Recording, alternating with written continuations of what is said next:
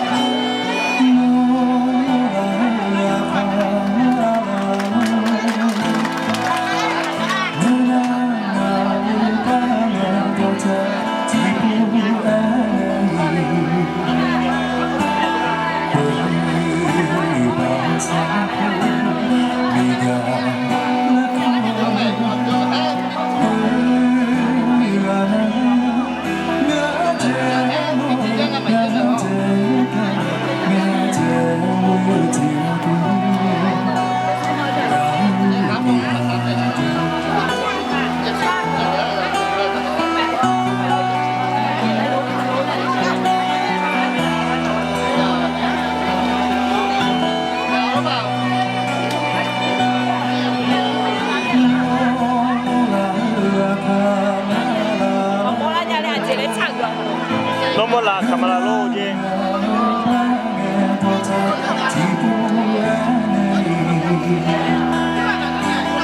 ได้ยินแต่ดนตรีไม่รู้ว่าร้องอะไรมีการและคู่เย่คู่แบบ